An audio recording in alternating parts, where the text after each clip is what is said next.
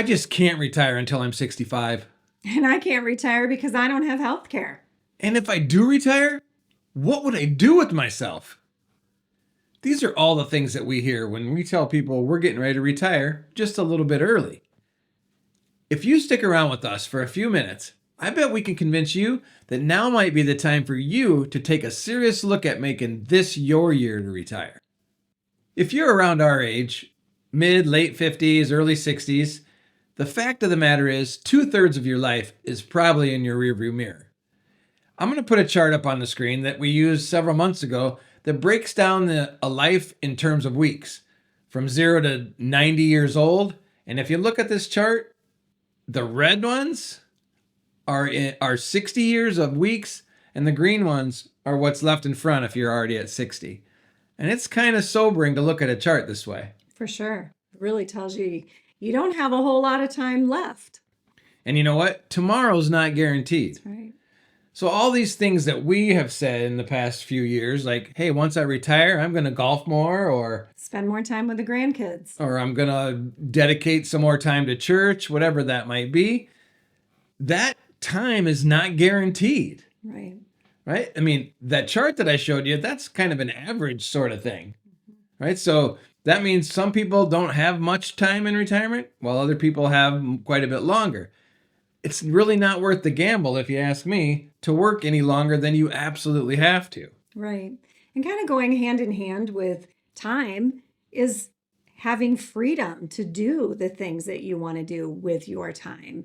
I'm really looking forward to not living by the alarm clock. When the alarm clock goes off, everybody's got to get up, go do all your scheduled things for the day. And it's going to just be really nice to have that freedom to make our own choices about when we want to get out of bed and how we want to schedule our day. And to go along with time, there's the issue of health. You know, the fact of the matter is, and again, we talked about this in another video, the average American only lives until they're 66 and a half before there's some sort of major health issue that impacts the way they have to live their life. And a big predictor of health problems is stress. Imagine waking up each day without the worries of what my work deadlines are, all the things that I have to accomplish at my job that day, just waking up and being free of all of that stress. And then you can look at Sundays as an actual day of rest and peace rather than dreading Sundays because Monday's just around the corner. And the fact of the matter is, stress in your life raises your blood pressure. Raising your blood pressure has all kinds of negative effects on not just your heart, but your body in general. So getting rid of the stress as quick as you can will help you put that 66 and a half number farther out into the future. Which gives you more time to enjoy doing the things that you want to do. By far the biggest reason that people tell us that they don't think they can retire yet relates to their finances. And for some people, I'm sure it's true that they just can't afford it. They maybe for whatever reason, life has happened to them and they haven't been able to save money for retirement. But, for a lot of people out there, my challenge to you is to actually check. Right. And I think even in our situation, we had talked about retirement. Kind of the goal was that Rich was always going to retire when he was around 60, but we didn't really start looking at it specifically until maybe a year ago? Yeah, probably a year ago or so. And once we started looking at it, Rich was like, I can retire now. We can retire now. And that kind of was a surprise to me because I just thought, well, he said the age of 60. Whereas along with that, I think a lot of people in their heads just think I'm going to retire when I'm 65, when my Medicare kicks in. And I don't think that we should be living based on those numbers. We need to really look at it. You need to look at it and find out. Maybe you can retire sooner than you think. One of the things that we're doing as we're entering retirement is we're getting serious about a budget. I mean, we kind of know what our number is that we spend each month.